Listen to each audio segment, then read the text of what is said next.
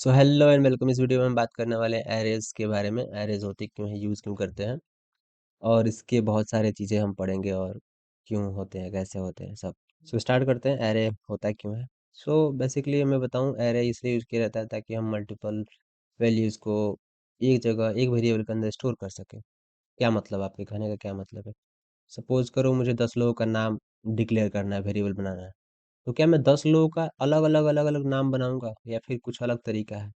तो अलग अलग बनाने की जरूरत नहीं है, आप एक ही जगह पे डिक्लेयर कर सकते हैं। ठीक है, लाइक मैं चाहता हूँ कि 10 लोगों का नाम डिक्लेयर हो, तो मैं यहाँ पे स्ट्रिंग बनाऊंगा। ठीक है, क्योंकि नेम का टाइप होता है स्ट्रिंग। और यहाँ पे मैं लिखूंगा नेम, और एरे मैं यहाँ पे डिक्लेयर कर रहा हूँ तो मुझे स्क्वायर ब्रैकेट यूज करना पड़ेगा वेरिएबल के सामने। ठीक है, और इक्वल टू में लगा के मैं यहाँ पे कर्ली ब्रेसेस के अंदर 10 नाम डिक्लेयर कर दूंगा। लाइक यहाँ पे मैं लिखूंगा अभी। ठीक है, और मैं यहाँ पे लिखूंगा, और भी नाम लिख सकता हूँ मैं, ए के लिखता हूँ, फिर यहाँ पे मैं पी के लिखता हूँ। ऐसे मल्टीपल नाम आप डिक्लेयर कर सकते हैं। ठीक है, यहाँ पे एस के लिखता हूँ, चलो इतना ही लिखते हैं, ज़्यादा कुछ नहीं। ठीक है, तो इस तरीके से आप नेम डिक्लेयर कर सकते हैं।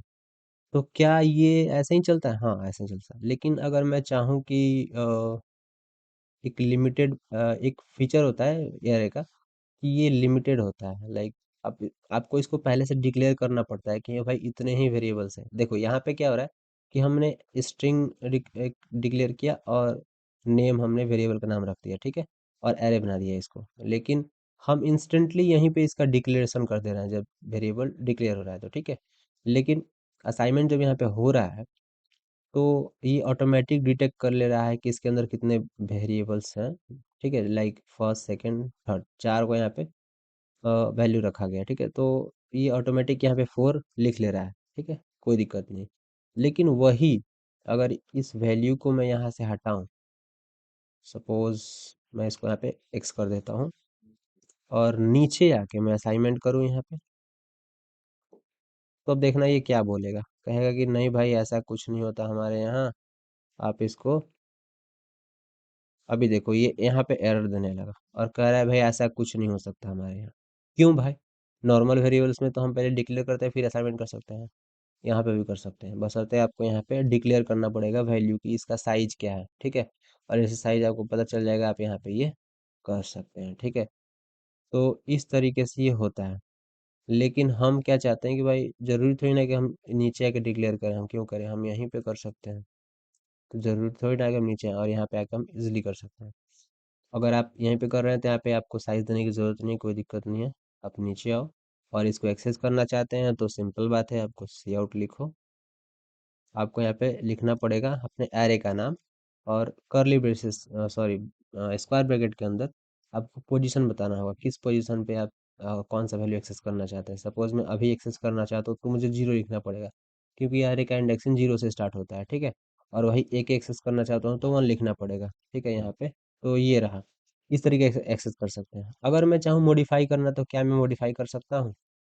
हाँ, कर सकते हैं। सपोज मैं इस एक एक को कुछ अलग लिखना चाहता हूँ, तो हम यहाँ पे आएंगे और लिखेंगे यहाँ पे नेम, और नेम में हम यहाँ पे पहले पोजीशन असाइन करेंगे कि कौन से पोजीशन पे हम क्या कर रहे हैं।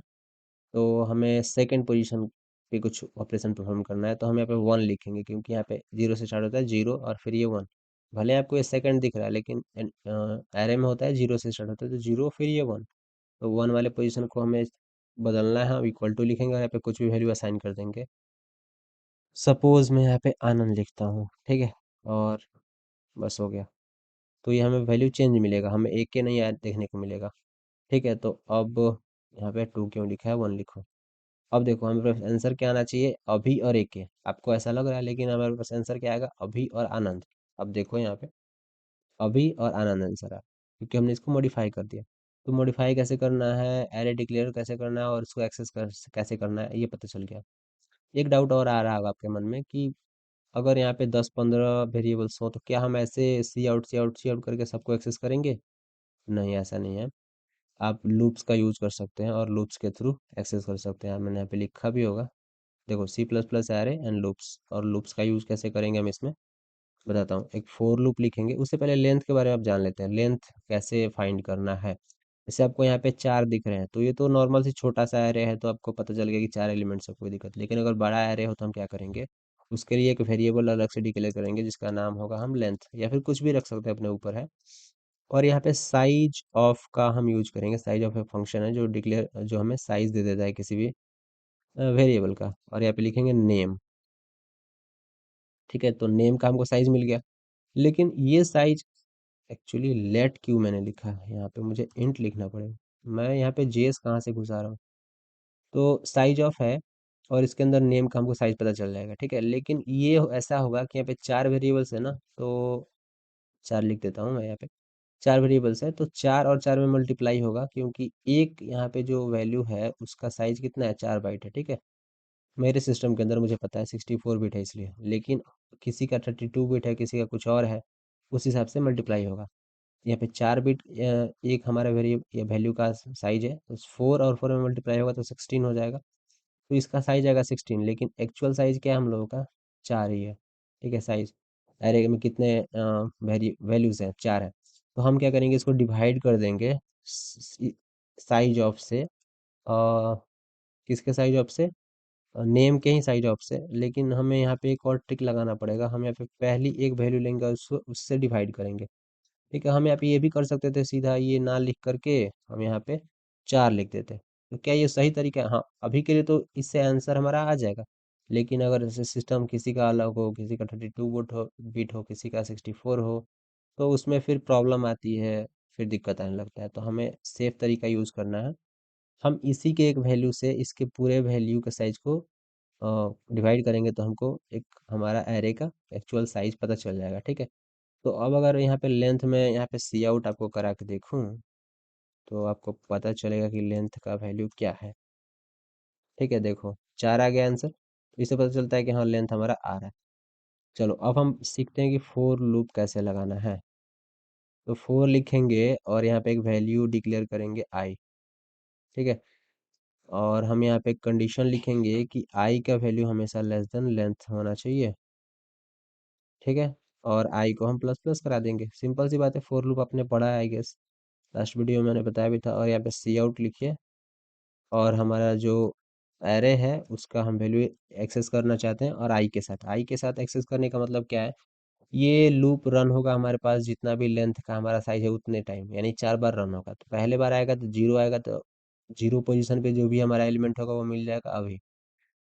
एक्चुअली हमें यहाँ पे डिक्लेयर भी तो करना पड़ेगा, इंटाई इक्वल टू 0।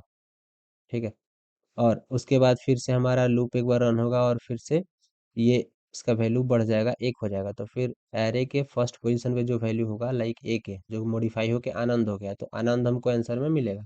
वैसे ही फिर पी के फिर एस के ऐसे मिल जाएगा सारा कुछ। आप देखो यहाँ पे, सॉरी सॉरी, ये एक बहुत ही बेकार सी चीज़ है जो VS कोड के अंदर है, या फिर हो सकता है कुछ अच्छा फीचर हो। जब भी आप किसी चीज़ को सिलेक्ट करते हो फिर रन करते हो, तो उतना ही पार्ट रन हो जाता है। ठीक है, सिलेक्ट करके रन ना किया करें, फिर एरर आता है। अब देखो ये सारा कुछ एक ही में आ चुका है। अब मतलब ये भी एक तरीके का, बार बार आपको लिखना पड़ेगा, यहाँ पे स्पेस लगाना पड़ेगा। तो देखो अब अच्छे से आ रहा है, अभी आनंद पीके और एसके। ठीक है, चारों वैल्यूज हमारे पास आ गए। तो इस तरीके से आप कितना भी बड़ा एरे हो आप उसको एक्सेस कर सकते हैं। और फोर ईच कैसे यूज होता है, जो फोर ईच और एक और लूप है ना जो यूज होता है खासकर एरे और स्ट्रिंग पे, तो वो भी बहुत आसान है। फोर लूप लिखिए, और जो जो भी यहाँ पे स्ट्रिंग या फिर जिस तरीके का आपने वेरिएबल डिक्लेयर किया वहाँ पे लिखिए यहाँ पे, और उसका नाम दे दीजिए। लाइक मैं यहाँ पे लिखता हूँ नेम इन, नेम हमारा एरे का नाम रहेगा यहाँ पे। ठीक है, और हम यहाँ पे लिखते हैं सी आउट, और हम यहाँ पे छोटा वाला नेम यहाँ पे हम करा देते हैं आउटपुट। ठीक है, इसका मतलब क्या आप समझिए, जो हमारा टाइप है एरे का वह यहाँ पे लिखना है। स्ट्रिंग है तो स्ट्रिंग लिखेंगे, इंटीजर होगा तो इंटीजर, और कैरेक्टर होगा तो कैरेक्टर।